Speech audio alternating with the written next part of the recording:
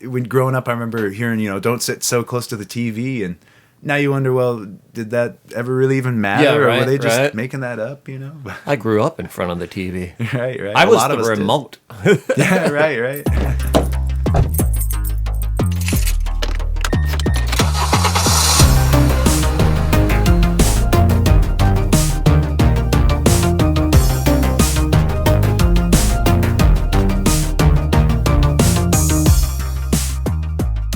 My name's Danny Savage. I'm a artist and live performer. So mostly music, but I do a little bit of magic and ventriloquism, and mostly play with the Mooncats. And we're kind of a three-piece bluegrass Americana group. And I also perform solo as a one-man band, so I do some foot drums, harmonica, guitars, and other instruments. And keep pretty busy with those two. I also play in a country group called the Prairie Wranglers occasionally, but we're kind of on the back burner this year, so it's been the other two keeping us busy. So all the other guys play in different bands, and we do what we can. But anyway, I'm based out of Bismarck, North Dakota, and been keeping busy doing it. Ventriloquism. Yeah. So I started when I was a kid, way back, probably when I got my first car, honestly, or around then anyway, and was doing birthday parties and stuff, and gosh, this was probably middle school to high school, and then I found music and went on. But yeah, so now I've been kind of picking it back up. I had it hit me. I'm like, I got to bring all the stops I can at my shows. So. That's awesome. Wait, you do this live? A little bit. This summer I've been bringing it back. So summer 2024, every once in a while I'll bring out a puppet. My partner, or dummy, I guess you'd say, is Charlie is his name. Okay. And so the last couple shows since it's been cold, I haven't been. But, yeah. I've probably done a good 8 or so with that. So crazy. I didn't even know that. I have to go to a show now. Yeah. I've been meaning to do more content and stuff too, just online. I guess I have a YouTube channel, but yeah, it's always better live. I'll have them sing songs and tell jokes and do bits. Usually I've been either opening or ending my shows with it. So. That's awesome. Yeah, it goes over well with kids, and it's always, like I said, funny at the end of the night for adults too and stuff, right. And kind of a bonus to what I do with music, so. No offense, are you good? I mean, I try to be good. Like, it's one of those things that I'm not as, like I said, I'll throw it at the end of the night or at the beginning of the night to kind of get attention sometimes. Yeah. I think I'm like proficient enough with performing as a musician that the ventriloquism's kind of a fun bonus. I try not to be like too cheesy or anything, but I work hard and write my jokes, and that's, like I said, I haven't been bringing them around lately just because I haven't had the time to. Usually I'll spend the whole day writing jokes and then play the show. It might be hard to tell if you're actually good, though, because you have a big beard. You can kind of hide your mouth behind it. Sure. No, so I thought you meant comedy-wise, because there's good and bad. Oh, yeah, right. But, I think I do all right with the whole not moving your lips thing. It was something that I got to, I worked on a lot as a kid, and, with a beard, it helps too now. But, so I don't know, it's all kind of just in good fun, but. That's dope as hell. Yeah, thanks. There are more Chevy trucks on the road than any other make. It's tough, roomy, and versatile. It's Chevy Suburban.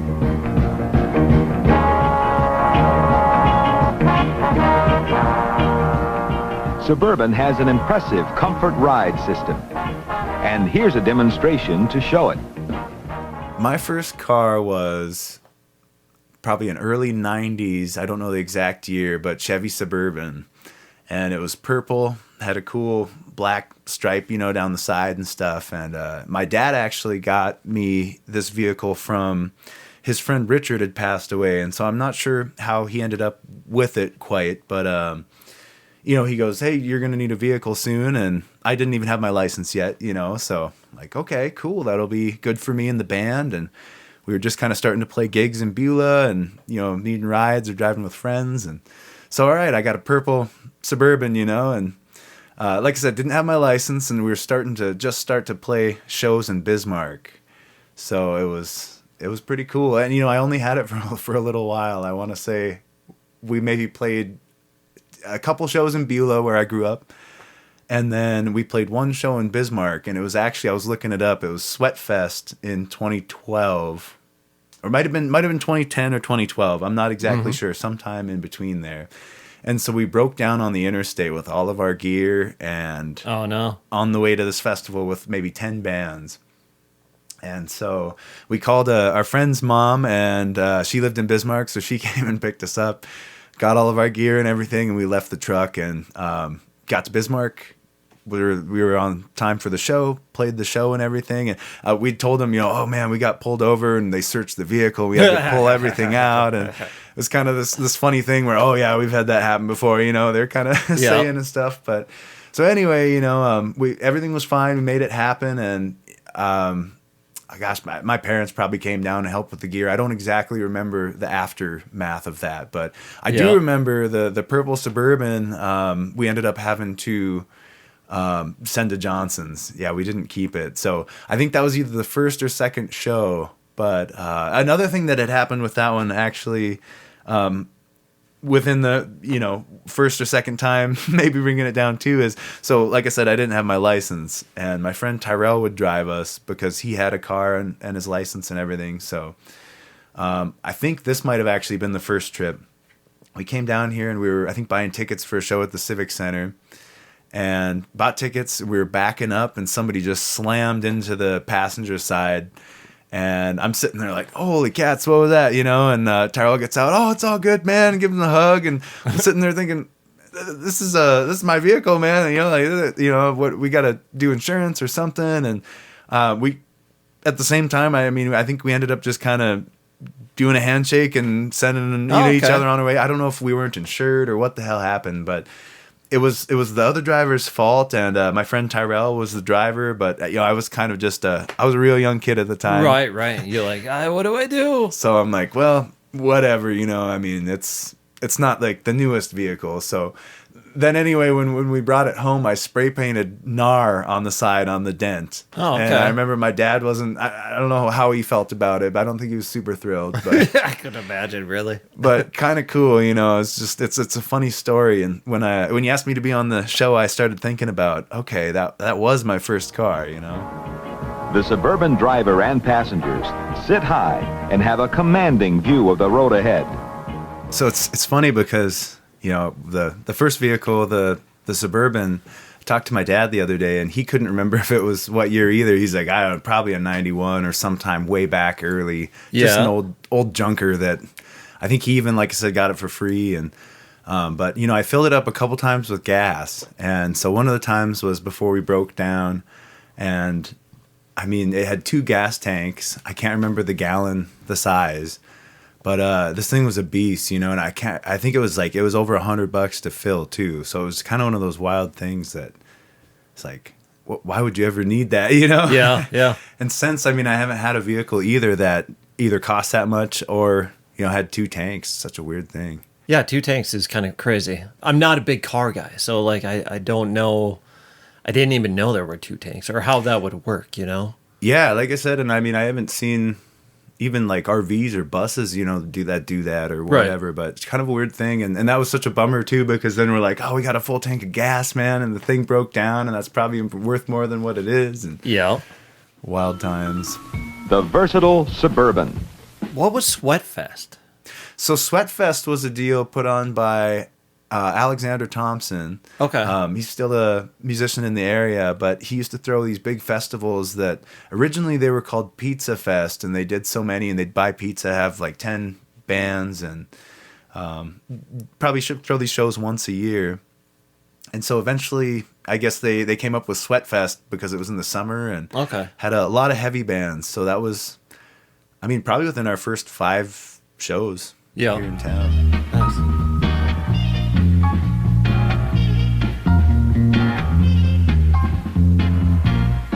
Did you ever get your license? I did get my license a couple years later, so that brings me to my I would say real first car, because like I said, I hardly illegally drove my first real vehicle, and then I worked. You're an outlaw. I maybe, I don't know. I used to bend the rules more, but now I play by them. Sure, you gotta play it safe, to be in this industry, but. Anyway, so I worked all summer at a grocery store in Beulah, and this was my first job other than mowing lawns that I kind of did on my own. And so I was working at the grocery store, worked for the summer, and I think I bought 2 guitars and then saved up the rest of the money and borrowed some money, or my mom helped me out with some cash for a Pontiac Bonneville. That was a 2001 that, I had low mileage, got it at Hazen Motors, and drove the heck out of it. So, yeah. And actually, I think the first weekend we got that, my friend Tyrell I mentioned earlier, we went out to, it was a long weekend, and we went out to Washington and drove a friend out there, and then ended up driving back. So it was this wild, hey, we got a car, got to break it in, make sure it works and stuff, and yeah, made a little road trip out of it. Nice. Or a big one, I guess.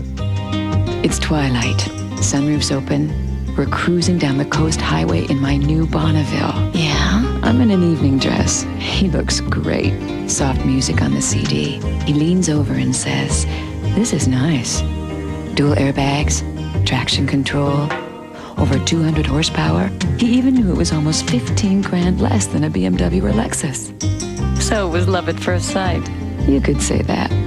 So then my real first car, my Pontiac Bonneville, was, kind of a tried and true. I can't remember how long I owned it, but I put a lot of miles on it. I don't got a number, but I mean, I drove it out to the West Coast and back. And, at the time, I guess the reason why I was kind of needing a vehicle was I had a girlfriend that moved to Center. So I was driving back and forth to Center on school nights and summer nights, and for the last few years of high school anyway. So yeah, anyway, your first vehicle, you're kind of figuring out gas and you're budgeting and different things. I worked at a grocery store for a few years, and then I worked at a Dairy Queen, and so I was never really making a whole lot of cash. Mm-hmm. So having a girlfriend out of town is like, all right, let's go to Center, and then, all right, well, let's go to Bismarck or back to Beulah or do something, and so, I remember one time specifically we came down to Bismarck, and I can't remember if it was on the way there or back, but we ran out of gas. And oh no, like not looking, or were you just trying to go with the bare minimum? It's kind of hazy. Thinking back that far, it's like I can't remember if I wasn't paying attention or if I was just out of cash and just young and dumb. Right. I mean, Yeah. It might have been a thing where I was like, I can make it home on an eighth of tank or the last a little bit, and then it didn't work as well as I thought. So. Yeah. So, and then it's just kind of, call. I think I always called my dad, he's always kind of helped me out. Come bring a gas tank, get me going down the road and all that. There was another time where I broke down near Wilton, and I can't remember if I was overheating or what the deal was. But that time I ended up having to, same thing, call my dad, get a ride. I think we had it towed to... I either limped it to the spot in Wilton, the repair shop there, or had it towed. I can't quite even remember that time either. But where were you heading? So that was between Bismarck and Center as well. Okay. Just kind of rolling back through. And Wilton's not too far. That's okay to break down there. Yeah. I mean, it's still pain in the ass. Yeah, even a couple miles out of town is pain in the ass. Right. Where in town is maybe a little better, but I was lucky enough. I think that time I maybe even like. It was a thing where it was overheating, and I think I maybe even just threw water in the tank and hobbled it to the repair shop. So it wasn't, too big of a deal. But then from there, it's like, okay, I got to get a ride back to wherever and then get back here eventually. And, as a kid, you're like, okay, I got school and I got all this other stuff to take care of. So definitely, those younger years getting in trouble and figuring out, life and what to do. Right and wrong, Yeah, the anxiety of trying to figure it out too is so stressful at those times. Yeah, Where definitely. now you can kind of be like, all right, I'm just going to give somebody a call here and kick back and wait, But at the time, you're just like, oh my God, what am I going to do? How do I do this? What do I do? Right. And I mean, I've always wanted to have the... what is it? The towing insurance or AAA. Yeah. I mean, it's one of those things. I was going to say AA. Yeah, right. AAA. Yeah, I mean, like those guys are. it's just it'd be a lifesaver, you know, one of those things where they can just come out and save you, especially in the snow and stuff, you know. It's like right. I've never done that either. I wonder how much that is. Is it yearly, monthly? I'm not even 100%. You That's know, something I should look into. I know I've looked into it, and friends have told me, you know, it's not that bad, and you know, it covers, you know, all kinds of stuff. Oh yeah, you can be in the middle of bumfuck nowhere, and they'll come out and get you. Heck yeah. Yeah. Yeah, and I mean, it would have been a lot more valuable back in the day, too, because, you know, fortunately, these days I'm not breaking down as much. But, well, that's the thing. Cars now are just built better and last longer. You know, those older vehicles, something will go out, and it's just a matter of time. It's like old houses, too, really. You know? I mean, you just got to keep up on repairs, and I after a certain amount of time, I kind of remember calling that car a lemon, the Pontiac Bonneville. I'm like, well, I bought this from an old guy, Eddie Kittler in Beulah, and eventually through time, you know, you repair this, repair that, break down here, break down there, and it's like, okay, I need to get rid of this thing. So so I think what I ended up doing is I did end up selling that car to a friend. I sold it for way too low, but it wasn't running. I remember I had it in the driveway in Beulah in my mom's place, and just sitting there, and I ended up getting my dad's Suburban. And so I was driving that around. It was a little better for gigs and things. And so I think I sold it for like $800, and my buddy came over and got it running in 5 or 10 minutes. And I thought, oh, I probably shouldn't have done that. You know, like, oh, man. But I don't know. It was one of those things where I'd upgraded to another bigger vehicle, better for touring, better for gigging, and everything else. So.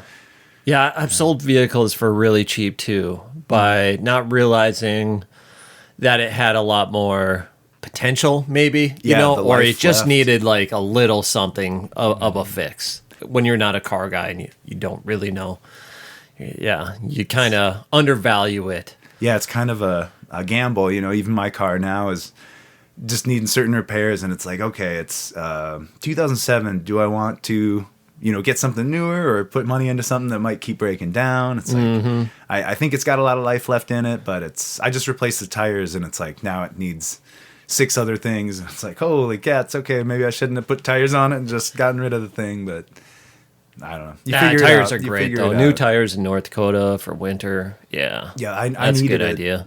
If some things can wait, you can kind of space it out a little bit, but like me, too, with my car, I've got some stick shift issues, and now my check engine light just came on, and also the cruise light is blinking. I'm like, what the fuck is going on here?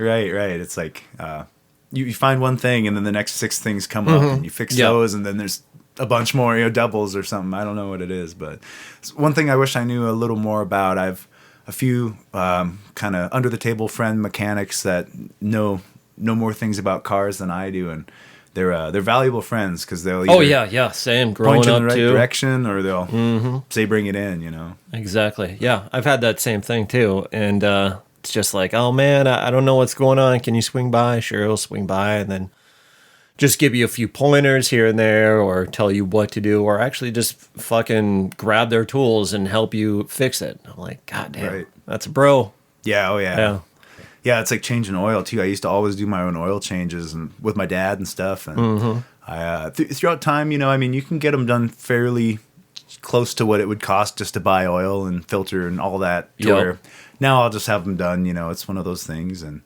but I do remember the first couple times changing oil. You know, like dropping the plug and just spraying oil everywhere, and a bunch of cuss words, and you know, trying to clean up the driveway and all of that, you know, and it's like, I don't know. Sometimes it does feel like you just leave it up to the professionals and they know what they're doing. They have the pit or, you know, just everything ready to go and get you going. And it's like, all right, sweet, man.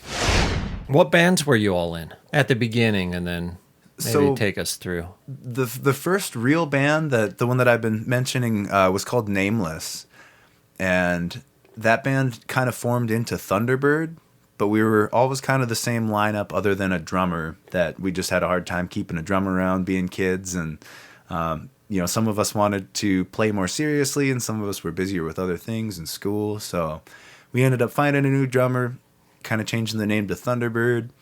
And we played one show at the Belle Mayhouse that was put on by the mayor at the time. And a few other bands played.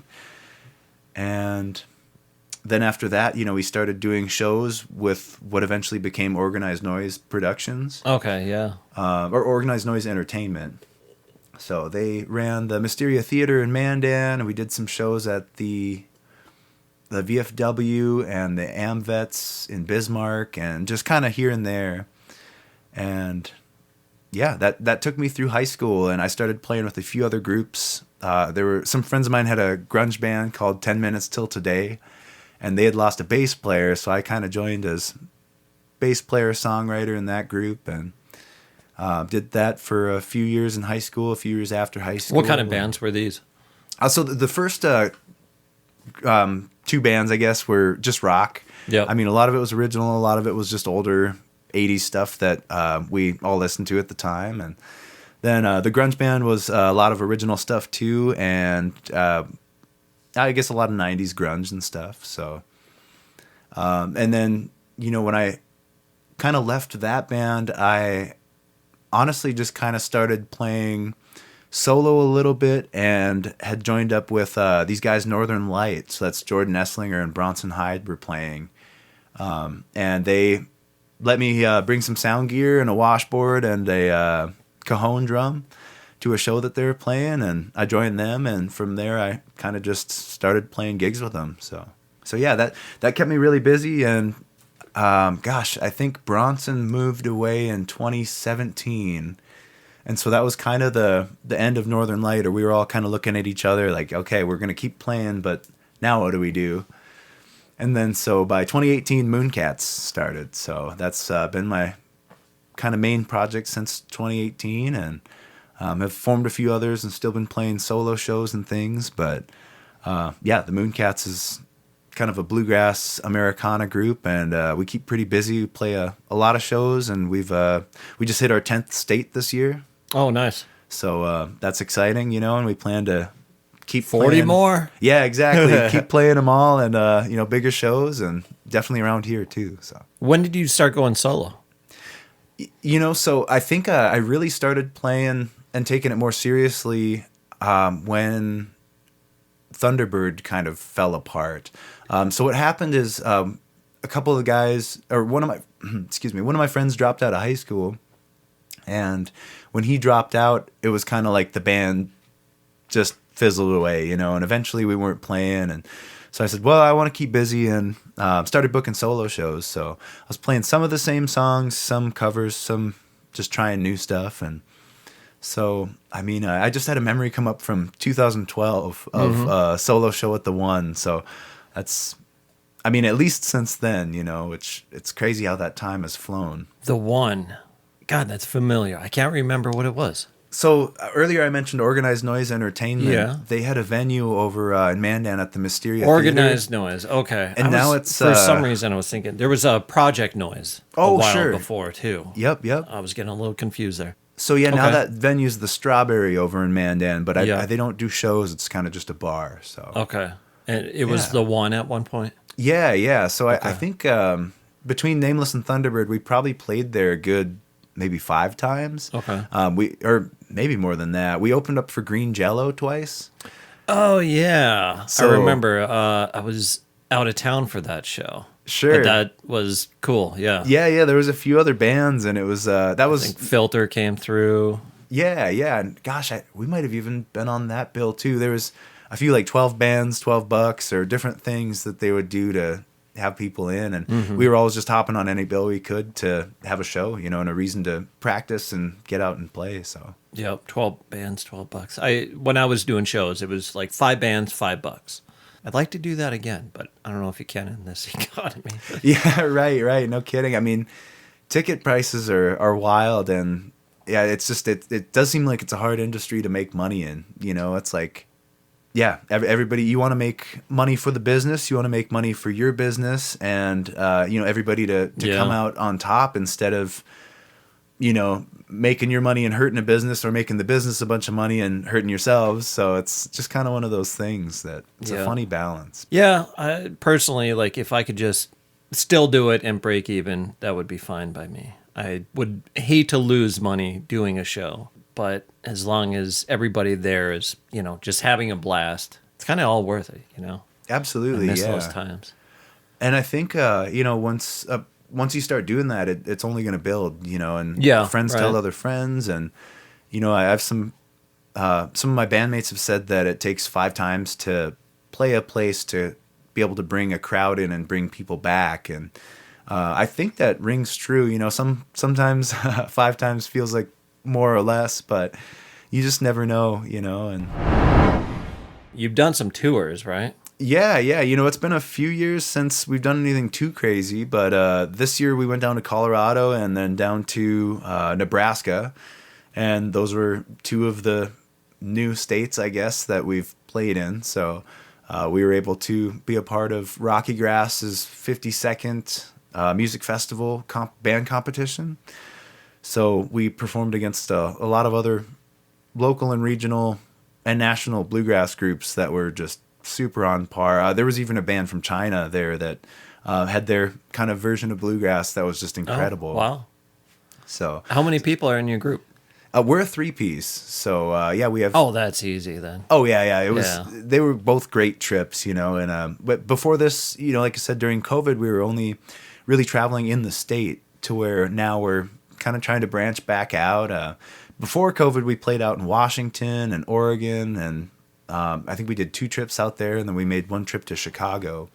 So a couple bigger trips and stuff. So this year we're kind of we tried to get back out a little bit. We played in Wisconsin as well this year. So a few really nice runs. And then this next year we're planning a couple tours too, and haven't really released any details, but we're working hard at booking a lot, and it's all in-house. So, it's us promoting, talking to people through emails and calling venues and just kind of reaching out to places and hoping they'll have us and giving our pitch and seeing what they say. Yeah. We've done small tours in our time, and I got to tell you, I don't really miss it afterwards. Like when you're just kind of, you don't have air conditioning, you're all sweating. I mean, there's been a time where we were driving, we all got down into our underwear and then made it to the show, and we get out just in our in our undies. And it was embarrassing and gross, but you got to do what you got to do. Right. Yeah. I mean, there's been times where right now we're traveling in another old Chevy Suburban. I think it's a 93, if I remember right, but 93 and 96. Anyway, it's an awesome ride, but we worry about it being on its last leg every time we go out, and especially if we're hauling a trailer or something. And there's been times where that vehicle hasn't had heat or AC and we live in such a temperate state that, like you said, you're either getting down to your skippies or wearing coats in the car and just doing what you can to get there. So you guys ever fight on the road? No, we pretty much all get along. Some of the longer trips, sometimes you get at each other's, I don't know, you get annoying or whatever, with each other, and you spend too much time with anybody, that'll come up. But at the same time, I think we're all on the same page and in the same boat. Just we want to make music and share our music with the world, and I think we all feel like that's our purpose, and we're working really hard to do it and just build and grow the band and business. So it's a great spot to be, and we started in 2018, so this next year will be our 9th year. Gosh, that sounds wrong. 8th year? 7th year. I've been playing with Slinger since Northern Light, so that was back in 2016. So I'm just mixing up numbers. That's all right. I'm sitting here counting with my fingers. I think I've been playing with him for 9 years. Yeah, so next year this next year would be 10 years. Sorry, Jesus. So yeah, when I started playing with Northern Light, it was 2015 back in October. So okay. Yeah, I've just been kind of realizing that. It's like, man, I've put in a lot of hours, traveling, playing, just kind of learning the ins and outs of the industry and specifically in our state, to where, when I was in high school back then, it was like, all right, we got a band, we're going to play these shows, and then we're going to get the heck out of the state and go to California or go somewhere big and make a dent. And then when the band kind of fell apart and I started playing solo and playing these other bands, it was like, eventually it came around to, no, I'm going to stay here and try to make it good here and, influence other people to do the same, So it's been really cool to be able to do that. You guys sleep in the vehicle? Are you hitting hotels? It kind of depends. Back when I first started playing with Jordan Esslinger, my good buddy Slinger, he sometimes at the end of the night you'd say, well, we don't have anywhere to stay, so if somebody wants to host the band, we'd love to stay at your place. And it never failed. He'd always find a spot, and it was always awesome, either a good party time or just nice couches or whatever the heck, and I think everybody remembers those nights, the band and the hosts. No, I've done that too, where but it winds up being a party, and then you have to wait till the party's over before you can fall asleep on the floor. And that was some of the hard thing about some of the tours is exactly if you don't plan an Airbnb or a hotel or something that is secure to just go to sleep, you're probably entertaining or playing music or it's like you're losing your voice sometimes and different things. But sometimes we'll do hotel rooms. It just depends. Memorable though. Yeah. Like at the time it might suck, but afterwards you're like, God, those were fun times. Yeah, exactly. Those are the ones you remember, and then you're like, I want to go back to the cop shop in Wausau, Wisconsin, because we stayed next door and just partied all night, And, we played there in Wisconsin, and they said the bar closes for an hour, and they clean the bar, and then it opens back up. And we're like, wow, I've never heard of that. Yeah. So, fun times. So you've hit 10 states, you said. Yeah, totally. So what's on the next list? Is there like certain states you want to hit, or maybe festivals, maybe venues? Yeah, we've been Mooncats have been applying to a lot of festivals this year or for next year, and we're planning a tour, I guess, just kind of across the Midwest, and we're also planning a second leg of the tour that'll hopefully be about a month. We're thinking March we're going to go down to Arizona. So that's definitely a bigger jaunt than we've done in a while, and we do have a spot down there that we'll kind of base out of. So it's nice that for the most part of that trip we'll have a place we can stay and kind of home base out of, and then bounce around here and there. And being as we played in Nebraska and kind of have some other connections across the way, we're gonna just kind of make a trip down and play down there for a couple weeks and make a trip back up.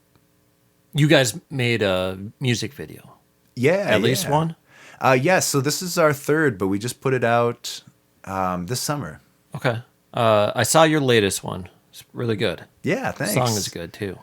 Yeah. What's it like to record a music video? It's got to be a little bit corny. You're lip syncing to yourself, right? Yeah. And honestly, that's the hardest part is kind of having a director or a videographer that's ready to cut out, I guess, the imperfections where you aren't perfect.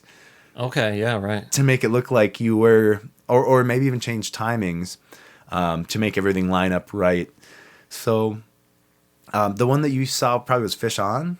Yes. Yeah. We just put that out this summer, and we filmed it during Slinger's bachelor party up near Watford, Williston kind of area, paddle fishing. So early May is paddlefish season, and Slinger goes every year. And so this was his bachelor party. He got married in August, and so we wanted to do a music video for a song that he's had for a long time, and he's always wanted to have us up there for that season and stuff. And so basically we talked to our good friend Wyatt L. He did another video for us a few years back, and he was available, and so we all kind of went up there, and almost the whole crew had their fishing licenses and tags and everything. But, nice.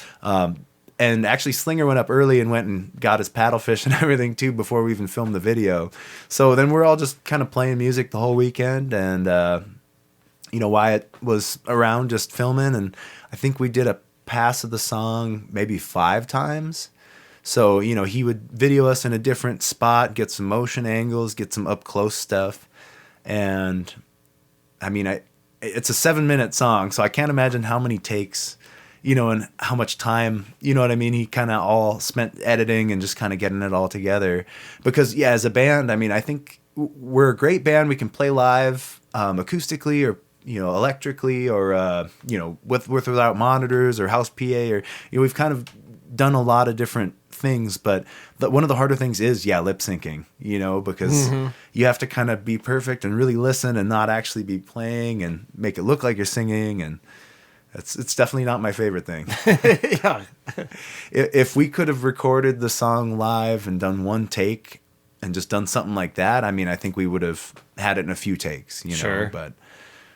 But yeah, that's just kind of the nature of the beast. You know, you want to have that high quality, you know, results, and sometimes it just takes a lot of work. And you know, honestly, you know, we paid Wyatt for it, and you know, we all had to pay to kind of get up there and travel. And I think see, our manager Scott brought his camper, so we all stayed in that, at least as far as the band. But we had a lot of friends come up and just camp and hang out and camping, stuff too. Camping, So. fishing, doing a music video. That actually sounds like a great time. Yeah, you know, it was planned really well. It worked out really well, and we didn't have any idea for the video going in, so we were all really worried about that. And you know, we're like, okay, we have kind of a lot on the line if this doesn't work.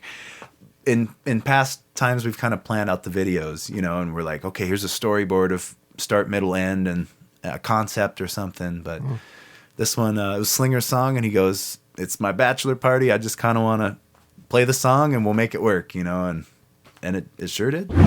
I've never gone paddle fishing. What's that like? So I imagine you got to use a different pole. Yeah, string. yeah. It is kind of a funny, you know, I was saying we should pitch this to the state, you know, recreation groups or something like that. And Slinger goes, well, you know, it's not a very well-known, you know, North Dakota sport or whatever, you know, it is kind of like a niche fishing experience, but it's a fun thing to do, and I recommend checking it out. And you need I think a 10 or 15 foot pole, and then you hook on a weight, like a 10-ounce weight, and barbed treble hook, and definitely way heavier line too. And then you cast out across the river and you try to snag the fish. So it's definitely a different experience, and it's kind of luck of the draw. But yeah, they're the paddlefish are actually running upstream, I think, to lay their eggs. Basically, it's kind of like mating season, so there's usually a 2-week season where you can snag them and go up there. So okay, it's something he does every year, and I did with my dad way back growing up. So it's cool to bring that all back together. You know? Yeah, we do plan on maybe doing another video this winter. We talked about doing an ice fishing video, so maybe a little more applicable to the whole state and cool, you know, and elsewhere. So, yeah. So yeah, we have a song about pickled northern pike, and we're gonna hopefully film that one out on the ice this year. Okay. Yeah, that would be great. You should. Yeah. We're always hoping to do more, and that might be a bitch to do, just, you know, weather-wise, but definitely. I could imagine that could turn out really cool, though, if you can tough through it. Yeah, definitely. I mean, you know, you can play guitar in the heated sheds and stuff, but as soon as you step out, yeah, it's like a time. Right. You yeah. know, you're counting your down fingers to, just don't move, and yeah. Mm-hmm. So yeah, we're excited to hopefully be doing that music video. And I was telling the guys, you know, we should be doing like 3 or 4 a year. You know, I mean, that's probably ambitious, but it's a great way to be noticed and to keep up with how quick everything moves. And you know, everybody else is putting out content every day. You know, it's just kind of a thing that's become such a quick-paced environment to try to keep up with, I think. And so yeah, I think it's important. And we're working on another album too, so we're really hoping to have that out this next year. And yeah, a lot of miles ahead. Yeah, I suppose. Where are you recording at? So in the past, we've recorded a lot of our own stuff, but this year we recorded out in Minneapolis with our friend Blake Burbach. So he just kind of had a studio and all of his own gear set up, and we stopped in before we played out at Blue Ox in Eau Claire. So that's a music festival. So we recorded for like a week, played this music festival, and then he got everything back to us, and we're working on mixing it. So yeah, it's been a really cool process. And honestly, I think the songs are sounding better than anything we've had. Mm-hmm. Have you ever done like Mikoche or anything local? You know, I mean, besides like recording yourselves, but right. No, it's been you know, I grew up in Beulah, so it was out of necessity, like basement recording, you know, and then moving down here, a lot of my friends just kind of have home studios and things, but yeah, I've always kind of had that goal to, go local and do something. I mean, there's so many great records and things that Mikoche have done that it would just be cool to have a part of that legacy as mine too.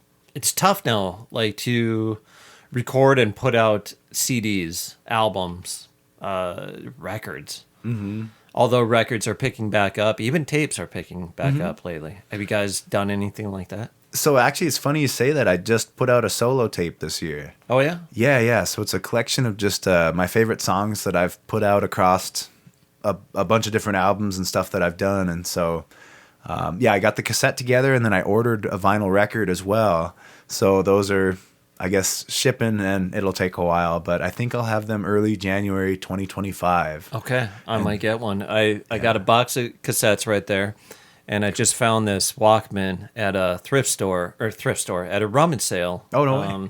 A couple months back. Yep. And it was in the package. I was so happy to find that damn thing. Yeah. That's awesome. Yeah. So I've been walking around cleaning the house with this. Just that little clip, it goes right on your pocket. Yep. But it's not quite enough to feel safe. You know, I go around a corner, I hit it, it almost falls off. The clip just kind of barely hangs there. I don't know how people did it back in the day, like walking around or roller skating or anything with like a Walkman, because I got to imagine like they must have fallen often and just smashed. Yeah, I think I had a tape one at one point, and it was, a newer one that came out or whatever, and probably bought it at Pomida and Beulah, way back. And then I had a CD one too. Shout out to Pomida. Right? Miss you, Pomida? No. I do. So then I did have a CD one too that had a clip, and I remember wearing that, and one day going to the bus, and it fell off my pocket. Yeah. Broke the player, broke the CD, and I'm sitting there just like, oh, now I have to go to school. My favorite CD's broken. And so, yeah, it's funny to think about how media's come, and how far it's come. And, thinking back to that purple Suburban, I think it had a cassette player and radio, and I grew up with cassettes a little bit. I got, my dad's collection, and so I still play those every once in a while and collect them. And I remember thinking how cool that was, having that player. And plus you can, get an audio attachment and play it from your phone and whatever, too. Yeah. So give me an idea. What was the soundtrack for the Suburban? What are you playing here? Gosh, probably just like 80s rock. I listen to a lot of Kiss and AC/DC, Motley Crue, and I mean some punk stuff, Green Day and Sex Pistols, and I don't know, just a whole range, I don't know. When I got my second vehicle, my Pontiac, I remember I was still burning CDs, and making mixed CDs, to where now it's like I don't think anybody really does that anymore. It's maybe Spotify playlist or something like that, but yeah, it's weird. I mean, unless I'm gonna mix or burn a mix to listen to on a CD in my car, but often I'll just upload them to Google Drive and listen to the tracks like that if I'm testing something out. So right. It's kind of funny how that's all changed and will continue to. Which is also weird too. Some things come back around again, like vinyl, cassette tapes. I wonder if CDs will make that turn again. I don't know. Yeah, no, that's fair.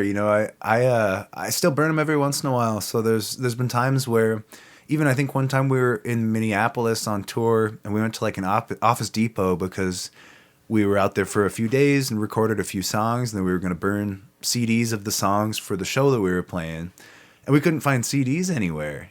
It was like, well, we just need the ones to burn, music to, and we don't carry them. Like, what the heck? Oh, wow. Yeah. And eventually we did, but it was just, it was like, okay, times are changing. This is weird. And even my new computer doesn't have a drive for burning CDs, to where, as a musician, you're like, it kind of starts to worry you, and same thing with tapes. I have a little portable Walmart tape player that I could have bought 5 years ago even, and now it's broken, and you can't buy a new one anymore, and it's like, okay, time to start shopping for, pawn shops and thrift stores, just trying to find a little tape player. I'm trying to hold on to, I have my desktop computer right here, and CDs available right here, so I can make a mixtape or mix CD whenever I want.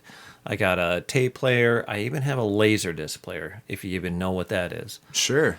That like the little ones or something? No, that was when movies came out on a big CD. Oh, yep. Or a giant like DVD kind of looking thing. It would play on both sides. Weird. Yeah, no, that's definitely... I'll show you those. Never seen I got one. Yeah, that's cool. A stack upstairs.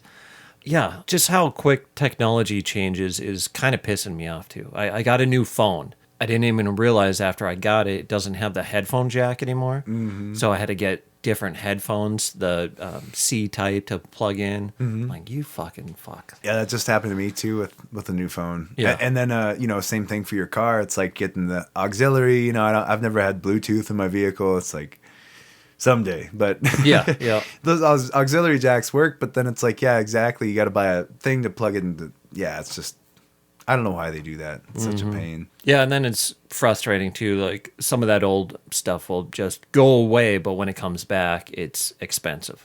Like tapes now. Sure. I'm like, I'd like to find a nice Metallica tape at a store, and it's like, they want $28 for it. I'm like, oh, what the hell? Yeah, I mean, even having my copies made, I went through a small company.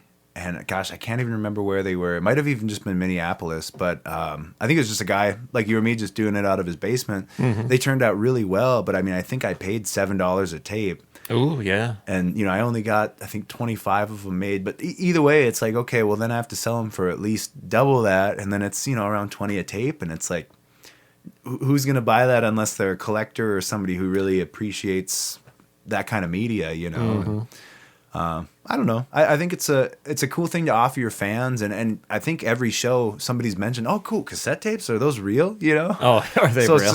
It's kind of one of those things that, I mean, it definitely adds, I don't know, an artistic flair and gets attention. But and I have had a few people who really do appreciate them and are listening to them. So shout outs to those people.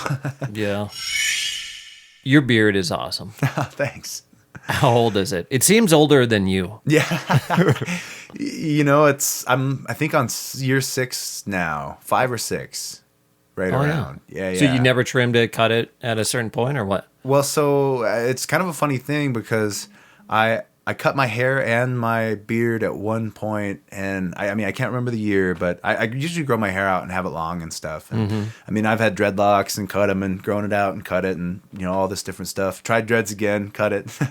So this is my longest growth since then, actually, for hair. And then I've been growing my beard since I've been growing my hair. So I want to say it's been probably around 5 or 6 years, but during COVID, I kind of gave up on trims because we were wearing the masks. Oh, yeah. And it's like, man, I almost cut it, had to too. been hard. It sucked. Yeah. I almost cut it probably 12 times, within that couple years or whatever. But I was, at the beginning of COVID, I was bartending still. And in a small town, we didn't get shut down really for a while. And so we were all just wearing masks. And kind of just pull your beard back against your chin, and then I'd have these indentations, and just such a pain to keep up with that I almost got rid of it, but I just kind of kept on. And during that time, I didn't really trim it at all. So then, out of COVID, it's like, okay, we don't have to wear masks anymore, and I ended up leaving the service job, so I wasn't bartending, and started teaching. And so, gosh, I think it was around then I just started getting trims every once in a while, but I'll let it go a little too long sometimes. And I mean, I haven't trimmed it in, gosh, probably a month and a half or 2 months or something since the summer. Yeah. And actually, the other day I was in Walmart, and or Target, I think, somewhere, and I walk in, and this lady goes, ah. And I kind of like really look back at her because I'm like, I think that was directed at me, And she goes, "You need a trim." What? And so, it's just an older lady, and I thought, gosh, that just reminds me of my grandma, And then I probably do. It's been a couple months, but yeah, it's just one of those things. I'm like, wow, it's funny people even think about that or notice that. Right. Or people probably used to more. I think we've lost so much class as a society. It's like everybody's walking around in pajamas and whatever. But oh, yeah, of course. Which is fine if you do. I do sometimes too, but, it's like people used to just take so much pride in their facial hair and things. And sometimes I'll throw in the mustache wax and stuff. I was going to say, like, the way your mustache comes around, I bet you could, like, have that curl. Yes, sometimes I'll do that. I mean, I used to trim it, and then I quit at a certain point, and I just kind of try to, like, train it and get it off to the sides and stuff. But yeah, it's one of those things. I mean, I don't know. I almost cut my hair, too, this year, and then we went and saw Willie Nelson, and I did braids, and I thought, okay, I'm just going to start braiding my hair. And so decided it's like, as an artist, it's like you kind of get this look, and then you kind of can't stray too far from that, or people don't know who you are. And it's kind of a good thing to, I think, keep consistent with. So, so yeah, it's kind of hard. I'm kind of stuck with it now. So with a beard, though, especially when it's so beastly like yours, do you have to always check and make sure you don't have like food or like maybe even just a bird hanging out or something? The wild thing is, yeah, everything you eat every time, you know what I mean? If, especially if you're going out or something, it's like I'll often just eat everything with a fork and knife and cut it up. And it's like, you know, or burgers in half, you know, it's like I learned that I worked at a Dairy Queen for a while. And, you know, I've had a long beard on and off. I used to do different things, you know, keep a goatee or keep sideburns or different stuff. But kind of eventually it's like I'm just going to grow it because it's low maintenance and do a little beard oil and whatever every once in a while, but just try to keep the food out of it, try to keep it clean and keep it going. I remember I was younger, my dad and I were swimming. He had a beard and has a beard still. And while we were swimming, he had a booger like in his beard. Sure. I just never told him. I just like, it'll wash out eventually. Right. Yeah. I was like, do I say something or do I just let it go? I'll let it go. That's awesome. So we're looking for our first car as a business. You know, I guess, started a LLC 2 years ago, and we've been just kind of running on, like I said, an old Suburban and our own individual vehicles, and everything's breaking down. And it's just kind of one of those things where we're looking at, you know, taking out a business loan and buying a little bus or something, maybe something we can sleep in. So. Oh, hell yeah. So yeah, that's been the goal, and we've looked at two, and they just haven't quite been right. So, you know, we're just watching Facebook Marketplace and all those different places. We've been talking to some of the local bus shops and just trying to figure something out. So yeah. So just a word for anybody trying to sell a bus. We had our drummer's family had a bus, and we took it to a festival in Montana one time. And man, did we feel like rock stars pulling in on a big bus and partying in that. And yeah, that was an insane weekend. Yeah, you know, there's a festival in Winona, Minnesota called Boats and Bluegrass. And I can't remember the group, but there was a group that pulled in on a bus, and it was all painted, you know, and said the band name on the front, and everybody's just talking about it, you know. Have you seen their bus? Have you seen their bus? And of course they hop out and play, you know, and kind of have a canopy and all that. And it's like, ever since I saw that, I was like, okay, this is exactly what we should be doing, you know. I mean, it's like you bring the party with you, and it's just already advertised. And I mean, we've been talking about trying to find a sponsor, you know, maybe getting something wrapped and, you know, just kind of doing everything right, because it's like we've been at it long enough that, you know, we know we're going to keep doing it. So, yeah, right. So, yeah, you got to have reliable wheels to get there.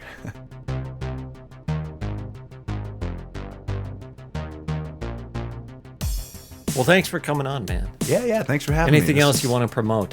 This episode won't be on till probably mid-January. Well, I got the new record, One More Hit. So it's just a collection of all my favorite songs, me trying to write a hit song or write my best. And so that's out, January 2025.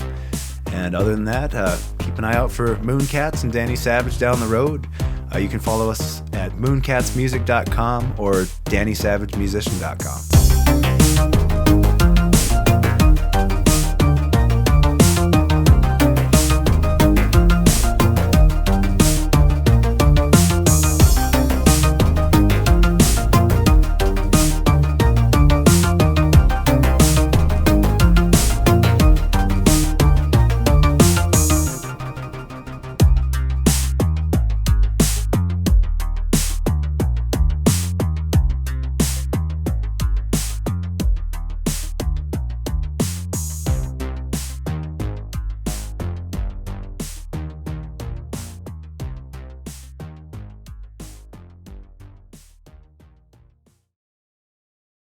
But it's like at a gas station, it just seemed weird. Yeah, I've never seen that.